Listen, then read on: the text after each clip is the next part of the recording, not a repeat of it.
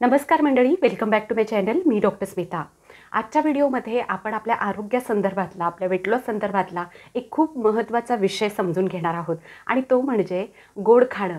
आपल्यापैकी बहुतेक जणांना गोड खायला खूप आवडत असतं आणि हे गोडाचं प्रमाण आपल्या आहारात खूप जास्त होत आहे का हे आपल्याला कळायला मार्ग नसतो. त्यावेळेला आपण खूप जास्त गोड पदार्थ आपल्या आहारात घेत असतो, खूप जास्त साखर आपल्या शरीरामध्ये जात असते. अशा वेळेला आपलं शरीर आपल्याला काही संकेत देत असतं, आपल्या शरीरामध्ये काही बदल आपल्याला दिसून येत असतात. तर हे नेमके कुठले कुठले बदल आहेत हे आपण आजच्या व्हिडिओमध्ये समजून घेणार आहोत. हे बदल जरी तुम्ही तुमच्या शरीरामध्ये तपासून पाहिले तरीसुद्धा तुम्हाला हे लक्षात येईल की आपल्या आहारामध्ये आपण नकळतपणे साखर जास्त घेत आहोत. जे लोक ओव्हरवेट आहेत, ज्या लोकांचं वजन जास्त आहे, जे लोक वेट लॉस जर्नीवरती आहेत, ज्या लोकांना मधुमेह आहे, डायबिटीस आहे किंवा घरी फॅमिली हिस्ट्री आहे डायबिटीसची, किंवा जे लोक प्री डायबेटिक आहेत, अशा सगळ्या लोकांना आजचा व्हिडिओ खूप युजफुल आणि खूप इन्फॉर्मेटिव्ह असा होणार आहे. नेहमीप्रमाणे या सगळ्या गोष्टी आपण सायंटिफिक वेमध्ये समजून घेणार आहोत, त्यामुळे नक्की हा व्हिडिओ शेवटपर्यंत पाहत राहा. चला तर मग सुरुवात करूयात आपण आजच्या व्हिडिओला. सगळ्यात पहिला महत्त्वाचा बदल जो आपल्याला आपल्या शरीरामध्ये अशा वेळेला दिसतो तो म्हणजे वाढत जाणारं वजन किंवा वाढत जाणारं बेली फॅट. साखर जी आहे ते एक हाय कॅलरी फूड आहे आणि ज्यावेळेला आपण साखर घेतो त्यावेळेला आपण एक्सेस कॅलरीज घेतो.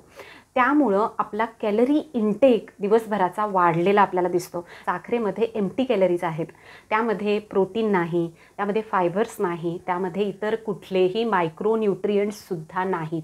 म्हणजेच पोषण मूल्यांच्या दृष्टीनं साखर ही अत्यंत निकृष्ट आहे.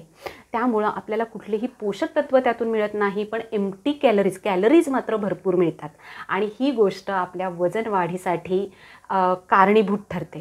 त्यामुळे ज्या लोकांना असं वाटत असतं की मी खूप कमी खाते किंवा खूप कमी खातो तरीसुद्धा माझं वजन वाढत जातं, अशा लोकांनी आपल्या आहारामधला साखरेचा इंटेक हा तपासून पाहायला हवा. नंबर 2, दुसरी महत्त्वाची गोष्ट म्हणजे आपल्या त्वचेवरती दिसणारे बदल. जे लोक खूप जास्त साखर खातात त्यांच्या त्वचेवरती आपल्याला हे बदल दिसून येतात. एजिंग प्रोसेस जी आहे आपल्या त्वचेची ती स्पीडअप होत असते. त्वचेवरती येणाऱ्या सुरकुत्या ह्या खूप जास्त प्रमाणात आपल्याला दिसून येतात. आहारामध्ये साखरेचं प्रमाण खूप जास्त असेल तर अशा वेळेला आपल्या त्वचेची एजिंग प्रोसेस ही फास्ट होत असते. टीनेजमधले जे लोक आहेत त्यांच्यामध्ये खूप जास्त पिंपल्स आणि ॲक्ने आपल्याला पाहायला मिळतात किंवा ब्रेकआउट्स जे असतात ते खूप जास्त पाहायला मिळतात. कारण वाढलेले ब्लड शुगर लेवल्स हे आपल्या शरीरामधलं इन्फ्लमेशन वाढवतात. त्यामुळं आपल्या त्वचेच्या खाली असणाऱ्या तैलग्रंथी ज्या आहेत त्यातून सिक्रीट होणारे जे स्त्रवणारे जे स्त्राव आहेत ते खूप जास्त प्रमाणात स्रवतात. म्हणजे सिक्रिशन ऑफ सीबम खूप जास्त होतं आणि त्यामुळं पिंपल्स होण्याचं प्रमाणसुद्धा खूप जास्त वाढलेलं आपल्याला दिसून येतं. नंबर 3, तिसरी महत्त्वाची गोष्ट आणि ती म्हणजे वारंवार काही ना काही खात राहण्याची इच्छा होणं, म्हणजे ज्याला आपण मल्टिपल स्नॅकिंग म्हणू शकतो. आता काय होतं, ज्यावेळेला आपण गोड पदार्थ खातो त्यावेळेला ते क्विकली ब्रेकडाऊन होतात, म्हणजे आपल्या शरीरामध्ये त्याचं पचन खूप पटकन होत असतं आणि त्यामुळं आपल्याला लगेच पुन्हा भूक लागल्याची जाणीव होत असते, सेन्सेशन होत असतं आणि त्यामुळं पोट भरलेलं असल्याचं सेन्सेशन आपल्याला होत नाही. त्यामुळं वारंवार काही ना काहीतरी खावंसं वाटत राहतं. नंबर 4, चौथी महत्त्वाची गोष्ट म्हणजे खूप थकवा जाणवणं किंवा एनर्जी लेवल्स आपले कमी जाणवणं. तर यामागचं कारण काय आहे, ज्या वेळेला आपण गोड पदार्थ खातो त्यावेळेला आपल्या शरीराला इनिशियल बर्स्ट ऑफ एनर्जी म्हणजे त्वरित ऊर्जा मिळते, पण ही ऊर्जा खूप काळ राहत नाही टिकून. ही ऊर्जा जशी पटकन आपल्या शरीराला मिळते तसा पटकन तो ग्राफ त्याचा खाली येत असतो. खूप लॉंगर पिरियड ऑफ टाईम म्हणजेच दीर्घ काळापर्यंत ही एनर्जी टिकून राहत नसते आणि त्यामुळं आपल्याला थोडा वेळ चांगलं वाटतं, थोडा वेळ एनर्जेटिक फील होतं, पण काही वेळानंतर लगेचच आपल्याला थकवा आल्याचं जाणवतं किंवा एकदम आपल्या शरीरामध्ये ऊर्जा नसल्याचं फिलिंग येतं. याचं आणखी एक कारण म्हणजे शुगर ही न्यूट्रिशन डेफिशियंट आहे, म्हणजे त्याच्यामध्ये पोषण मूल्य अगदी ना के बराबर आहेत. पोषण मूल्यांच्या दृष्टीनं अत्यंत निकृष्ट आहे. त्यामुळं आपल्याला त्यातून कुठलेही पोषक घटक मिळत नाहीत. त्यामुळं कितीही गोड पदार्थ खाल्ले तरी त्यातून आपल्या शरीराला मिळणारं पोषण ऑलमोस्ट 0 असतं. आता पाहूयात नंबर 5 आणि 5वी महत्त्वाची गोष्ट, आणि ती म्हणजे पुन्हा पुन्हा गोड पदार्थ खात राहण्याची इच्छा होणं. ज्या वेळेला आपण एखादा गोड पदार्थ खातो, शुगर आपण आपल्या आहारामध्ये घेतो, त्यावेळेला हे एक सायकल आपल्या शरीरामध्ये सुरू होतं. ज्या वेळेला शुगर आपण घेतो त्यावेळेला आपल्या शरीरातले ब्लड शुगर लेवल्स स्पाइक होतात आणि या ब्लड शुगर लेवल्सना कंट्रोलमध्ये आणण्यासाठी आपल्या शरीराला इन्सुलिन रिलीज करावं लागतं. हे इन्सुलिन आपल्या ब्लड शुगर लेवल्सना तात्पुरतं कंट्रोलमध्ये आणतं, पण या सगळ्या प्रोसेसमध्ये आपल्याला जाणवतो तो म्हणजे थकवा आणि भूक. आणि या सगळ्यामध्ये आपल्या शरीराची नॅचरल रिॲक्शन म्हणजे is to reach for more sugar to feel energetic again. म्हणजे आपल्याला पुन्हा एनर्जेटिक वाटण्यासाठी आपल्याला काहीतरी गोड खायलाच हवं असं आपल्या शरीराला वाटत राहतं. आणि या सगळ्या गोष्टींचं हळूहळू एक सायकल तयार होतं, एक चक्र तयार होतं.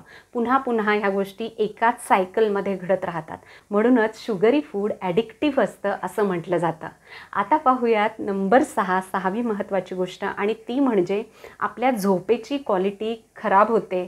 अपुरी झोप, अस्वस्थ झोप म्हणजेच डिसरप्ट स्लीप किंवा रेस्टलेस स्लीप जर तुम्हाला असेल, झोपेच्या काही ना काही तक्रारी जर तुमच्या असतील, तरीसुद्धा तुम्हाला तुमचा शुगर इनटेक चेक करून पाहायला हवा.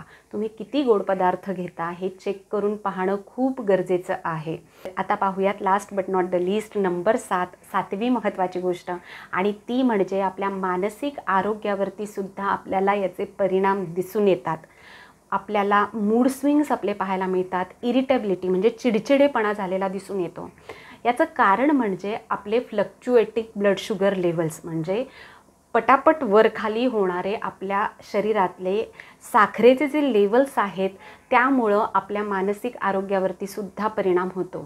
बऱ्याच स्टडीजमध्ये सुद्धा ही गोष्ट दिसून आलेली आहे की जे लोक खूप जास्त गोड खातात त्यांच्यामध्ये एन्झायटी, डिप्रेशन, फॉरगेटफुलनेस म्हणजेच विसराळूपणा किंवा लॅक ऑफ कॉन्सन्ट्रेशन, एकाग्रतेचा अभाव, या गोष्टीसुद्धा काही ना काही प्रमाणात दिसून येतात.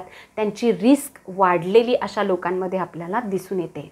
या सगळ्या गोष्टी तुम्ही तुमच्यामध्ये चेक करून पहा. गोडाचे पदार्थ खायला तुम्हाला आवडत असतील, वारंवार तुम्ही गोड पदार्थ खात असाल आणि खूप जास्त प्रमाणात गोड खाणं होत असेल, तर या गोष्टी तुम्ही तुमच्यामध्ये नक्की चेक करून पाहायला हव्यात. तर that's all for today. I hope हा व्हिडिओ तुम्हाला हेल्पफुल ठरला असेल. यासारखेच वेगवेगळ्या विषयांवरचे व्हिडिओज घेऊन मी दर आठवड्याला येत असते.